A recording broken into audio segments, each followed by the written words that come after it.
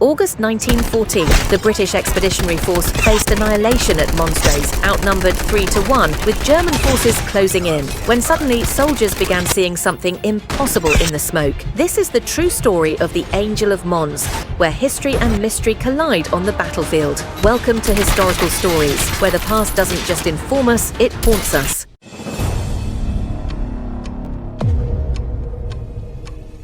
The Angel of Mons, a soldier's mysterious vision. The retreat from Mons had become a waking nightmare for Private Thomas Ashby of the 4th Royal Fusiliers. August 26, 1914. The 5th straight day of fighting withdrawal through the Belgian countryside. His boots, caked with mud and blood, felt like lead weights as he stumbled forward in the pre-dawn gloom. Around him, the remnants of his battalion moved like ghosts, their faces hollowed out by exhaustion. They'd started this campaign as proud professional soldiers.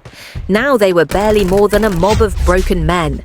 Ashby's company had been reduced from 120 to just 37 men. The German machine guns at Mons had seen to that. Now, as they trudged southwest toward Le Cateau, rumours spread through the ranks of Ulan cavalry closing in behind them. The private tightened his grip on his Lee Enfield, though he knew its 5 remaining rounds would be useless against mounted troops. Then the fog came. It rolled across the fields with unnatural speed, a thick white blanket that muted the sounds of distant artillery. Ashby blinked sweat from his eyes as the temperature dropped suddenly. Ahead of him, Lance Corporal Henry Jenkins stopped dead in his tracks. "Sweet Mother of God," Jenkins whispered. Ashby followed his gaze.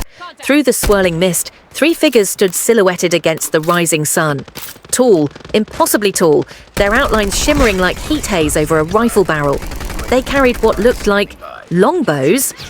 "Who the hell are they?" Ashby croaked. Before Jenkins could answer, a shout came from their left. A group of Northumberland Fusiliers were pointing at the same figures, their exhausted faces slack with wonder. One man fell to his knees, making the sign of the cross. Then the screaming started behind them. Ashby whirled to see the pursuing German cavalry in chaos. Horses reared and whinnied in terror, their riders struggling to control them. Through gaps in the fog, Ashby caught glimpses of the Uhlans, their faces contorted with fear as they yanked at their reins, turning their mounts away from nothing, absolutely nothing. "What are they seeing?" Jenkins breathed. The answer came in a voice Ashby didn't recognize, deep and resonant, seeming to come from all around them. "Stand and fight, sons of England!" Ashby's blood turned to ice. The 3 figures had turned toward them now, and for the first time he saw their faces. Or rather, the absence of faces. Where features should have been, there was only a golden glow.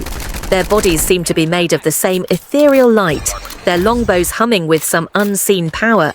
Then, as suddenly as they appeared, the figures dissolved into the mist. The fog lifted with unnatural speed, revealing an empty field where the German cavalry had been moments before.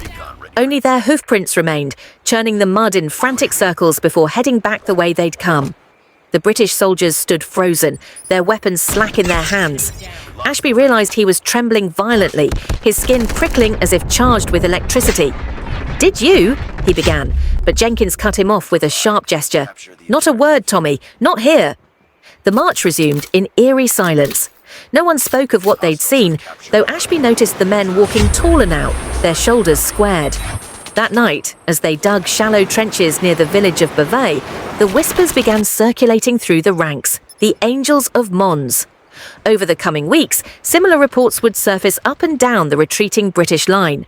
A captain in the Cheshire Regiment swore he'd seen a spectral knight in armour holding back German infantry at the Canal Bridge. 2 artillery spotters filed separate reports of a shining woman guiding lost patrols to safety. Most chilling of all were the German prisoners who babbled about invisible bowmen blocking their advance. By the time the British reached the Marne, the legend had taken on a life of its own. Newspaper correspondents, desperate for any good news from the front, embellished the accounts until they bore little resemblance to the soldiers' original descriptions. Arthur Machen's fictional short story about Agincourt archers returning to aid the British only added fuel to the fire, but for Ashby, who would survive the war only to die in the 1918 flu pandemic, the truth remained etched in his memory until the end.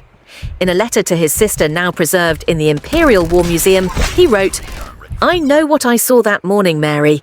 Whether they were angels or ghosts or just our tired minds playing tricks, I'll never know. But this much is true. Something turned the Germans back when nothing else could have, and whatever it was, it saved what was left of us that day. Modern historians would later attribute the phenomenon to mass hallucination brought on by exhaustion, stress, and the strange atmospheric conditions of that August morning. The German cavalry's sudden retreat, a tactical decision based on faulty intelligence about British reinforcements. The glowing figures, likely an optical illusion caused by the rising sun refracting through gun smoke and morning mist. Yet the war diaries of several German units contain puzzling entries about unexplained resistance during their pursuit. And in a quiet corner of South Symphorian Military Cemetery, a weathered headstone marks the grave of Private Thomas Ashby, beneath which, according to his last wishes, was buried a single arrowhead found near the Mons battlefield. The Angel of Mons reminds us that in war's darkest moments, even visions can become weapons of survival. But our next story reveals a different kind of battlefield bond, the PALS battalions, friends who fought and fell together, where whole towns learned the terrible price of war in a single morning. If these stories of courage and mystery move you, please like, subscribe, and hit the notification bell.